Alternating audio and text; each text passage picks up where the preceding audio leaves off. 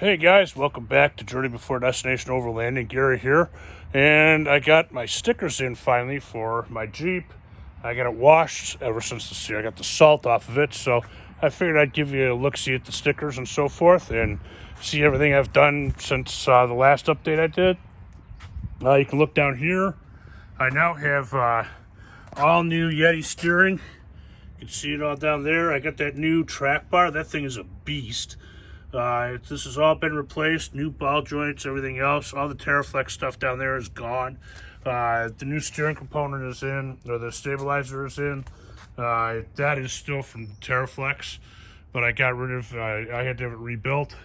I have the solar charger on top, which I'll do a review on this one of these days. It's an awesome thing. I'm not charging up a whole lot with it. I'm only keeping my regular battery in here charged with it, but I'm about to add another battery inside. On my KCs, I got blue covers for my orange or yellow KC daylighters that kind of match the truck. They're a little off, but they're close enough. And then I got my new Journey Before Destination Overlanding stickers. I really like them. They look awesome. You can see they fit in the door really nicely. I've also got it up here on the side. I need to put something in the back here. I have it up there, but I don't really have a YouTube sign on it. I'm taking most of these stickers off. I'm stickered out. I'm tired of having 10,000 stickers, so I've got it over here as well. And then I've got this, the Journey Before Destination. You can see I've still got all these streaks are from salt coming out from behind the doors or behind all this stuff. I'm gonna have to take this thing out here and sit outside with it probably tomorrow or the next day and just absolutely drench all the hinges and get all the salt out of it, because it takes a while to get the salt out. I've got new hinges that I'm going to replace these with, because these are just disintegrating. This door doesn't even open and close easy. I got these aluminum inserts a while back, and they're okay, but the salt just doesn't do anything any good. I'm going to see if I can clean these up, because the black is turning gray and it just doesn't look as good as it did when I first got it. This AEV snorkel, I love it. It has done all kinds of good. I haven't had any issues with ripping it off. It's got a few scratches in it. I'm going to take this off and put the pre-filter up here instead, just because I want a little more air filtering before it goes in. This is all held up very well. I need to put a rivet in here. I was short one rivet when I did it, so I never got that rivet in there. I'm going to put that in. I'm going to get a new air box, and then I'm going to take Flex Seal, and I'm going to spray the entire outside of the airbox and inside of the airbox with Flex Seal. I want to seal everything up 100%. The new radiator is working good. The Griffin that we just put in, you can see it down in here. It's hot, but the Griffin is working great. The Warren winch is working great. See, I've got salt on here. It's actually starting to corrode this, so I'm going to have to deal with that, because I can't have that corrosion on there, because that's rough and that'll ruin my synthetic line. I'm glad I just noticed that, but it's unbelievable what salt does. One season and salt has trashed everything. What else have I got? Let's see. That's about it for now. Tires are holding out. These Nitto Ridge Grapplers have unbelievably good traction on all terrains, on the rocks, in the mud, and everything. These are only 35s. I'm thinking about going to 37s, but right now I'm just going to stick with the 35s because I've got the warranty on them, and they're 35, 40,000 miles, and they've still got more than a finger's depth of tread in them. There's still huge amounts of tread left, so they're wearing very, very well. No weird wearing on them, no cupping out. They're just a fantastic tire all around. These Method race wheels. These are the race wheels that have the inside bead lock on the outside edge, and then it's super wide on the other side with ridges on it. I've aired these things down to 6 PSI and just ragged on them, and no issues. They have not thrown a bead. Incredible wheels as well. Rock slides. This is worn off. That's my fault, because I'm constantly going around with paint over it. They do good. They're great rock slides. I mean, they slide across the rocks really good and don't have a problem. If you live in the north like I do, I'm going to tell you right now, in the wintertime, clean them out really good before winter comes, and lubricate the crap out of everything, and put them up and shut them off. Don't use them during the winter. I used mine during the first winter. Big mistake. I've had nothing but problems with them going back up since then. I have brand new motors and shocks for both of them, and I'm taking it completely apart, cleaning everything up. I'm greasing down all of the pins and everything, putting the new motors and the new shocks in there, which should fix my issues. But it's just, they're awesome steps, don't get me wrong.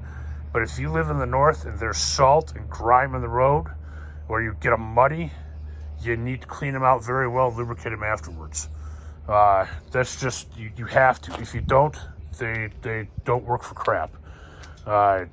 It just is, it is what it is. I've cleaned them out multiple times. You can see right now on the bottom, they're not up all the way. They're almost, but not all the way. I've cleaned them out multiple times. I've lubricated them almost every time I get an oil change. And still, the salt just eats them alive, just like it eats everything else alive. Metal Cloak rear end. I have 4.5 inch Metal Cloak springs. I have the Metal Cloak drop down here with the new Metal Cloak arms. Love it. Absolutely fantastic. The ride is better. Everything is better with it. I'm getting, next week, I'm ordering the Clayton long arm 3-link for the front, and I'm going to replace the Rancho. I'm not a fan of Rancho at all. Rancho is a poor man's lift as far as I'm concerned. It's essentially junk. It's not anything better than the stock. I'm also putting Metal Cloak 4.5 inch springs, so I have matching springs in the front and back. And I may very well put airbags in the back just to add a little bit of extra, so when I put my tent up here and I have my awning on and everything else, I'm good. Also, you know, these little buggers, Harbor Freight lights. They've been up here for the winter, and I'm just now noticing that there's moisture inside of them. So I'm not sure if they're gonna work when I try to light them up or not. So this may not be a good thing to get for overlanding if you want it to last. Moisture inside the lights is not a good thing, and it doesn't look like these lenses come off. So I think the light may be shot. And you get what you pay for, I guess. They're only like 15 bucks or 20 bucks for 2 of them. So I guess you can just change them out every year, but they are just not good. Goby rack. I can't say enough about the Goby rack. I know if you look at KC3 or 250 up in British Columbia, he had a Goby rack with a soft top. He was not happy with it. It caused problems. It actually dented down here. But I have mine supported here, there, and I have the hard top, so I have it supported up here as well on both sides. And I have both ladders on the sides. This thing does not move at all. It is solid as a rock. Carries as much weight as I want to, and I modified it so that I could put my KCs up there. I had to build that and weld it in. And once I built it and welded it in, I had to cut this bottom one off. And it used to be up here. I had to bring it down, weld it, and put it on an angle like that. Then build these brackets and weld those in. The guys in my shop didn't do a super good job of cleaning the weld splatter off. One of these days I'm going to take it back off and do that. But ever since then, my KCs fit really well in there. And they're at the right height. I had the KC light bracket that went up here, but the lights hung way down here. The problem is, you pull up to a stoplight, you already have a hard enough time seeing a stoplight with just the size of the windshield. But holy crap, man, when these lights were down here, I couldn't see crap. I could not see stoplights or anything. So I'm very happy with them up there. They work great, they're aimed properly, everything else. It's for my awning. I love the Goby rack because just 2 stainless steel U-bolts, and the awning is held on there nice and tight, you know, like so and so. And away we go. I mean, it looks great. So that's kind of an update on what I've done. Like I said, the stickers, I'm really proud of those. I think they look really cool. They've got my 2 German Shepherds in it, the roof tent, the rooftop tent, the KCs are on there. I mean, this thing looks really good. It's even got the red like mine has in it. It's not perfect, but it's really cool looking. So anyway, I will talk to you a little bit later. Don't forget to like, subscribe, and share. And tomorrow night, we're going to be at the Outlaw Jeeps meet and greet here in Detroit. I'll have a video from that for all of you outlaws that want to see it. I'll have a video of everybody's Jeep, how they're all lined up. Maybe we'll do some stacking. I don't know. Neither one of my lockers are operational right now because I don't have my compressor in, so I'm not sure if I can stack or not. But maybe I can. And anyway, two things that are coming up on the Jeep. One, Clayton 3-link suspension, long arm suspension. Two, in probably a month is going to be the Dynatrac Dana 44 Pro Rock with some better axles in it.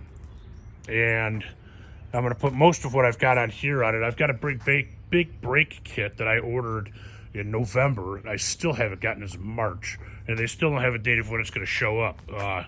We'll see when that shows up, if it ever does. If it doesn't show up next month or not, a month or so, I may just cancel it and wait till they're back in stock in 2028 or something like that. But in general, everything is working good. I've got a few engine issues I've got to deal with. I think I've got some bad spark plugs or some bad coils. Not quite sure which, but that'll be dealt with tomorrow or the next day. I'm going to get my steering stabilizer back on underneath here. I'm going to get these rock slides torn apart and cleaned up and lubricated and put back together, and I'll show you once that's done. I'm not going to bore you guys with hour-long videos of taking stuff apart, putting it back together and all that. That's just other people have done that, although I haven't seen it on rock slides, so I might do that with the rock slides. My KC daylighter headlights have been awesome. I've had no problems with them other than people shining their bright lights at me. The rigid lights are great.